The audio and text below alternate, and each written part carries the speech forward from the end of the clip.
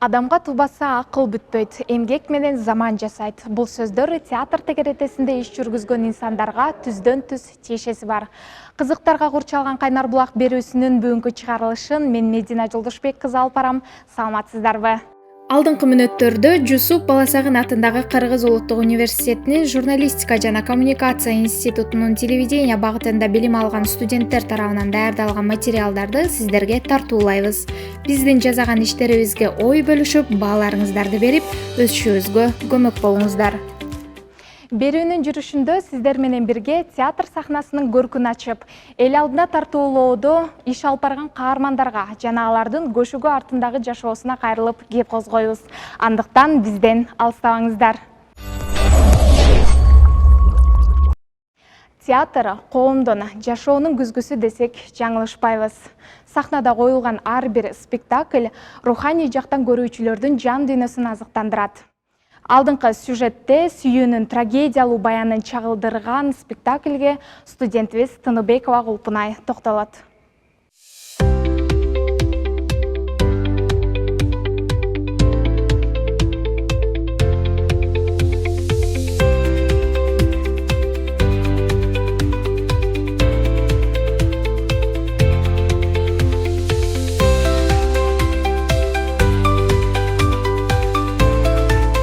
Саламатсыздарбы, доктор көрүүчүлөр. Бүгүн биз Токтоболот Абдымомунов атындагы драма театрында турабыз. Анткени бүгүн Боордош бир тууган казак элинин Мухтар Абыбез атындагы театры Кыз жибек спектаклин тартууламакчы. Бул спектакльдагы кызыктардын баарын чагылдырып беребиз. Андыктан бизден алыстабаңыздар.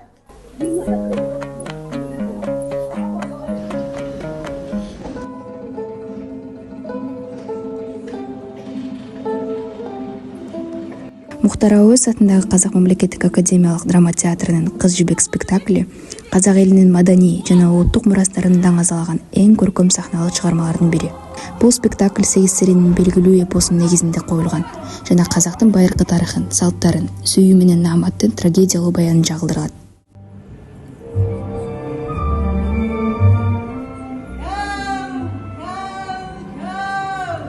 Кыз жибек бул казактын лира эпостук жыры, бул гашыктар жыры деген үлкөн сериянын эң тереңи, шын мәнинде эрте замандагы дәстүр, салт, осунун баардыгы спектакльдин ичинде бар.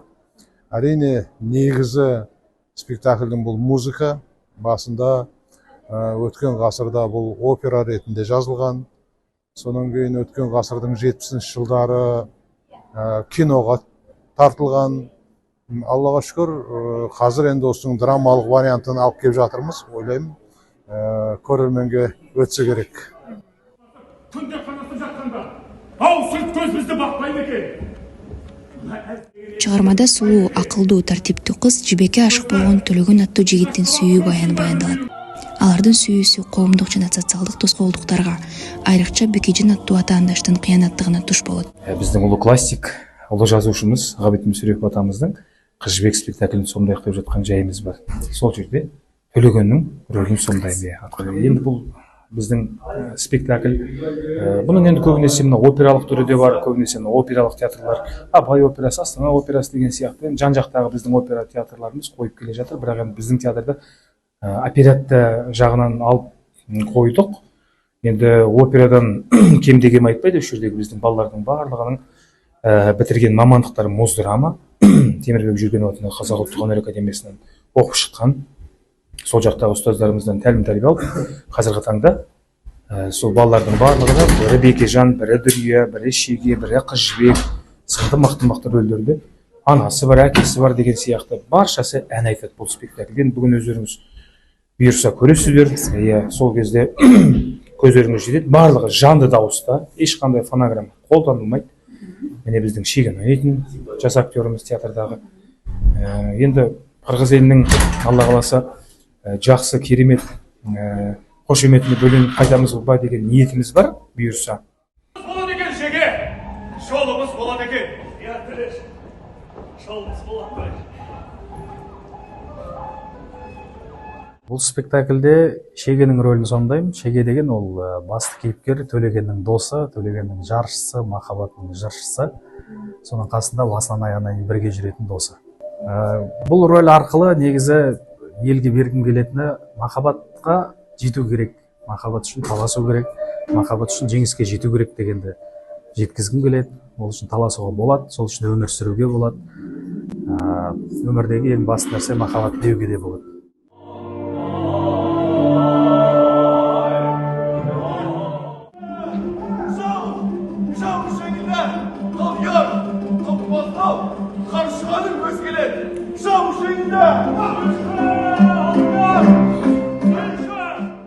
Қазақстандын көч башы болгон театрынын биздин Улуттук академиялык драма театрында чыгармачылык сапарга келиши биз үчүн өтө чоң тажрыйба алмашуу жана маданияттагы өтө чоң майрам.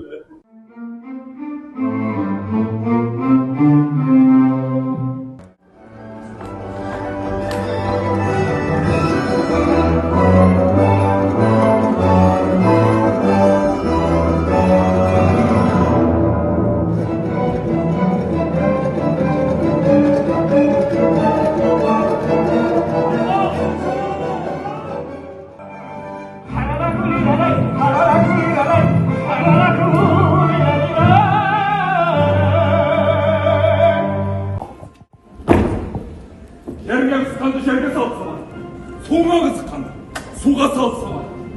Құм қалмады, ұрды. Қан қалмады, қырды.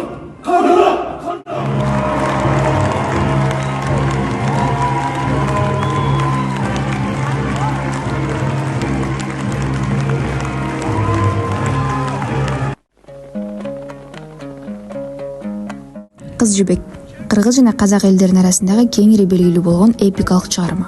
Ал казак адабиятынын классикасына кирген сүйүү жана кайгылуу тагдыр баянын сүрөттөлгөн лиро-эпикалык дастан. Чыгармада эки жаштын Төлөгөн менен Жибектин терең сүйүүсү, алардын башынан өткөн кыйынчылыктары, атаандаштыгы жана трагедиялуу аягы баяндалат. Чыгарманын негизги өзгөчөлүктөрү: Кыз жибек сүйүү темасын көтөрүп чыккан лирикалык жана эпикалык өзгөчөлүктөрдү камтыган чыгарма. Анда сулуулукту, романтикалык сезимдерди жана каармандардын ички дүйнөсүн сүрөттөө менен катар, ошол эле дордогу коомдук, социалдык маселелерди чагылдырылган. Кыз жибек сулуулуктун, назиктиктин жана руханий күчтүн символу. Ал өзүнүн намысына бекем, сүйүүгө берилген кыз. Төлөгөн чынчыл, адилеттүү жана эр жүрөк жигит. Ал жибек үчүн бардык тоскоолдуктарды жеңүүгө аракет кылган. Бекежан Төлөгөндүн атаандашы. Ал кызганычтан жана өзүмчүлүктүн символу катары чыгат. Ушундай эле бул чыгармага кино тартылган. Кыз жибек чыгармасы боюнча кино 1970 тартылган. Бул киного Сатыбалды Нарымбетов режиссерлук кылган. Асаналы Ашимов Төлөгөндүн ролун аткарган эң биринчи актер. Ал енді қазір театрдың репертуарынан жаңа классика бар. Жалпы қырғыздарға таныс, мен Қыз жібек барлық жерге таныс. Содан бастап театрдың репертуары бай бізде. 60-70 спектакль бар. Содан енді осы ыңғайлысын халыққа, көрерменге әр жерге барғанда соған лайықтап апарамыз. Кинонун сюжетине ылайык Төлөгөн жана кыз жибектин сүйүүсү, ошондой эле алардын ортосундагы татаалдык жана туруктуулук маселелери чагылдырылат.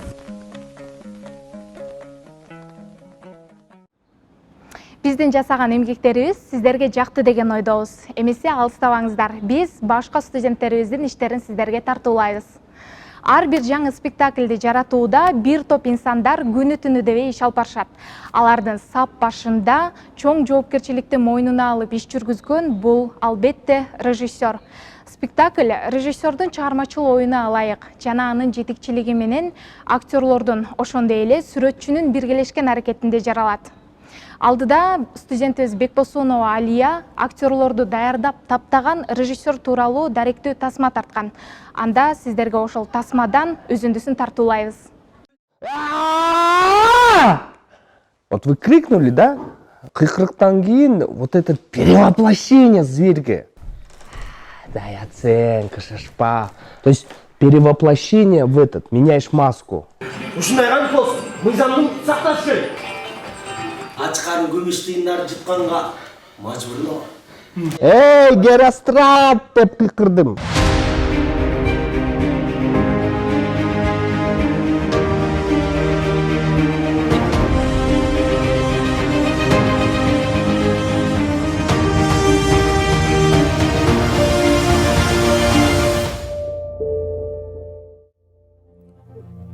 Ошентип Шамил актерлук кесипке багыт алган студенттердин премьерасын ийгиликтүү өткөздү.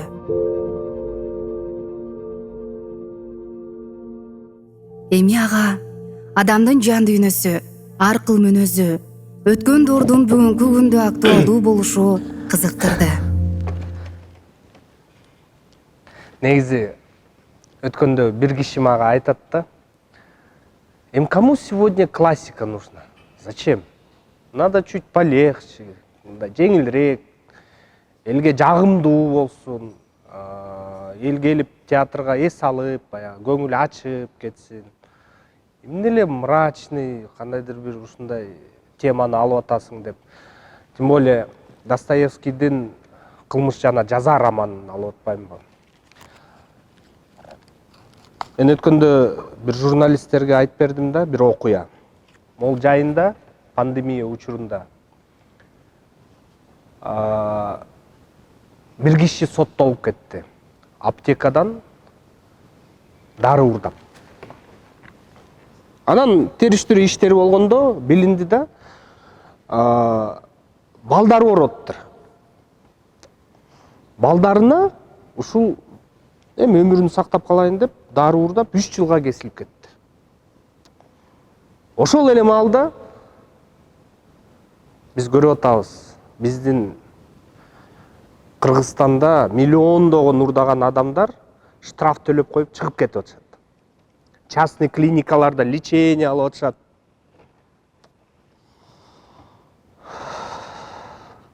Анан ойлойсуң, акыйкаттык барбы?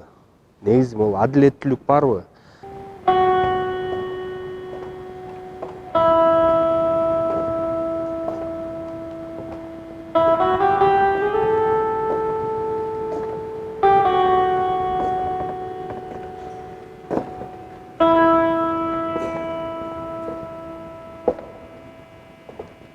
Таякты коёбуз,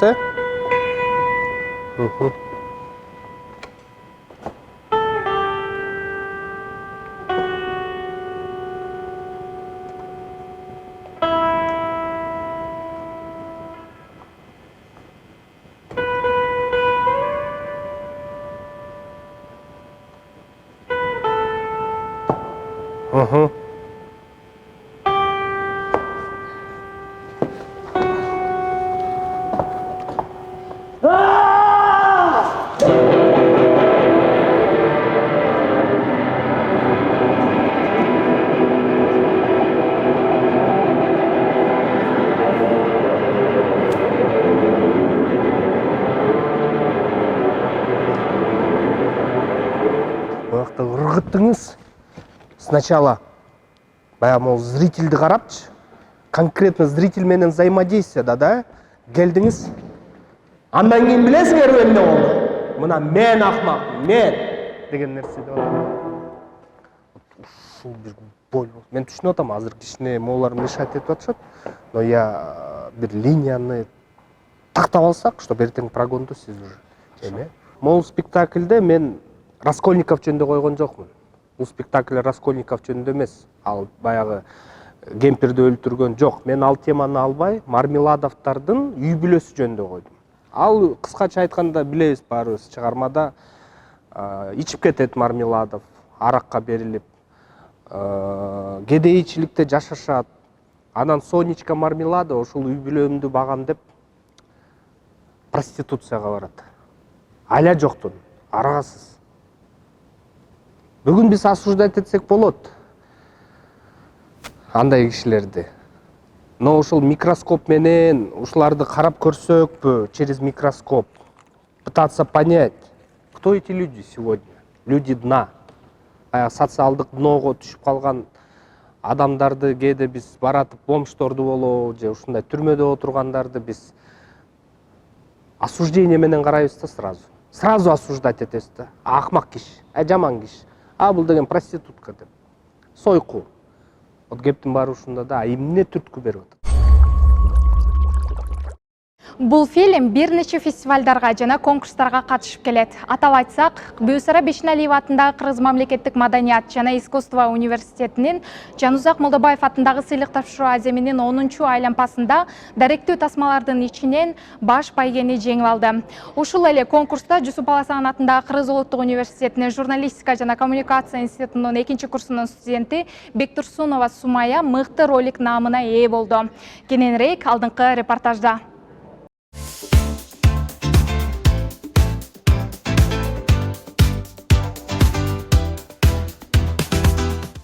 Саламатсыздар урматтуу көрүүчүлөр, бүгүн сиздер менен биз ТВ124 группасы бүгүн 10 декабрь Ала Тоо кинотеатрында боло турган Жанузак Молдобаев атындагы 10-чу сыйлык тапшыруу аземинде келип отурабыз. Алдыдагы боло турган кызыктарды биз менен чогуу көрүңүз.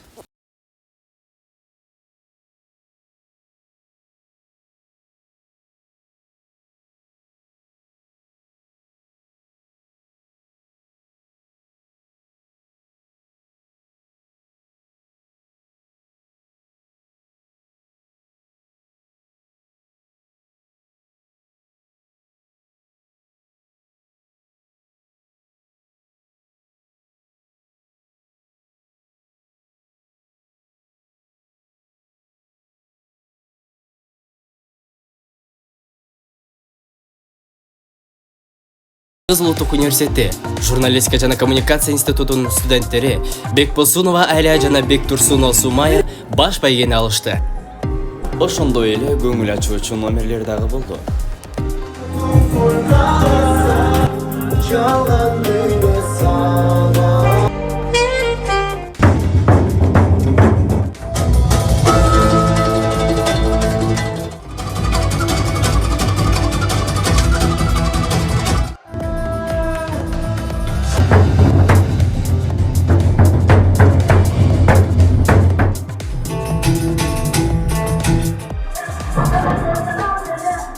Дагы көптөгөн иштерди жасашыңызга тилектешпиз.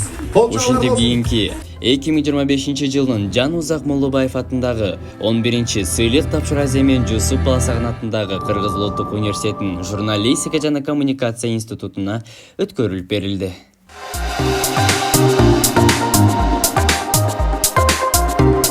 Сизде ошол мыкты социалдык ролик номинациясы боюнча сыйыңыз менен куттуктаймын. Рахмат. Ошол видеоңуз боюнча айта кетсеңиз, анын максаты эмнеден жана ошону менен элге эмнени айткыңыз келди? Сөзсүз түрдө барыңыздарга рахмат бир жолу. Менин тасмам, ролигим, социальный ролик өзүңө ишен деп аталат. Өзүңө ишен атын деле айтып турат, өзүңө ишен бул жаштарга эмес, негизи адамдарга өзүнө стимул берүү болчу, элдердин терс пикирлерин укпай, өзүнө ишенип, өзүнүн койгон максаттарына аягына чейин чыгуу дегендей, скажем так, цель была, айтканычы. Ошол өз максатына жетти деп ойлойм. Негизги максатым жаңылыктарды көрүп жатып, кандай десем, аялдарды коордоо боюнча түшкө кирбеген нерселер болуп жаткан, ошондон улам идея келип калды. Ошондон улам татамдеп чыктым. Саламатсызбы? Мурунку жылдардагы катышуучулар, быйылкы катышуучулардын өзгөчөлүктөрү барбы? Өзгөчөлүктөр эми катышуучуларда эмес, катышуучулар кайдан келгенинде өзгөчөлүктөр бар да. Себеп дегенде ушуга чейин 9 айланпа болуп атса, ошол 9 айланпанын 9-ону тең биздин окуу жайдын өзүнүн ичинде эле өтчү. Ал эми быйылкы катышуучулардын өзгөчөлүгү ушунда: медиа тармагындагы баардык жогорку окуу жайлар келип катышып, ошолордун студенттер келип быйыл сыйлыктын ээси болуп атышат да. Экинчиден, чынында жылдан жылга прогресс деп коебуз, өсүш бар. Бул өсүш дегенде кандай? Жылдан жылга сүрөттөлүш, изображение деп атпайсызбы? Изображениянын өсүштөрү, сапаттары аябай жакшы да. Мына ушинтип сыйлык тапшыруу аземи аягына келип жетти. Кийинки чыгарылыштарда биз менен чогуу болуңуз. Сак саламатта калыңыздар. Студенттерибиз жазаган эмгектери сиздердин купулуңуздарга толду деген ойдобуз. Эгерде сунушуңуздар болсо, Кайнар Булак YouTube каналына ой пикириңиздерди калтырсаңыздар болот. Искусствонун бир түрү болгон театрдын ишине ийгилик каалоо менен биз берүүбүздү жыйынтыктайбыз. Аны алып барган мен Медина Жолдошбек кызы болдум. Эмки көрүшкөнчө сак саламатта аман туруңуздар.